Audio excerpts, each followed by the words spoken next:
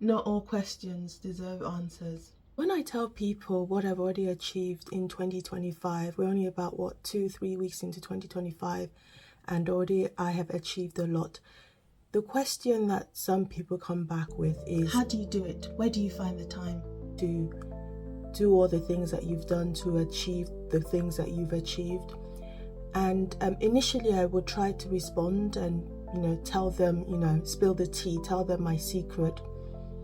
But I've recently realized that when they ask that question, it's a rhetorical question. They don't actually want an answer to the question. It's nothing to do with me. It's a question that they're asking themselves and not necessarily me.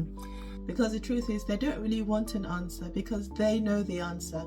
They know what they need to do. They know what they want to do. They know how to do it, but they just choose not to do it. And that's the difference between success and failure. You choosing to do it or you choosing not to do it. So to do something, to take any action, there's a price to pay, and most people don't want to pay for the price. 2025, my goal was to live intentionally. I wanted every single day to count.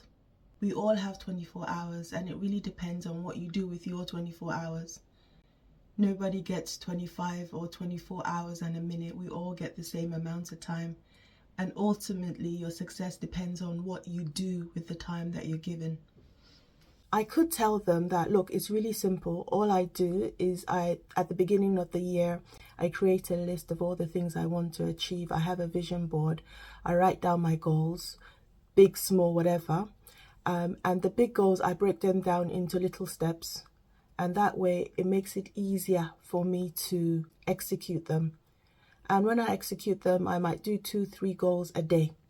And every day I'm doing something that's working towards my goal. And what I found is some of the hard goals are not that hard when broken down into little steps. But I don't tell them that. I just laugh because they're not expecting an answer. And we quickly move on, change the subject and move on to something else. And they don't often notice I've changed the topic because they weren't expecting an answer. And even if I gave them an answer, whatever I'd said to them, they wouldn't have accepted. Because the question wasn't directed at me. It was a self-reflection question to themselves. Things are easy to do, and they're also easy not to do, as Jim Rohn would say. So this is what I do now. Anytime anyone asks me, where do you find the time? I just laugh. Because there's a price that has to be paid, and not everyone is willing to pay that price.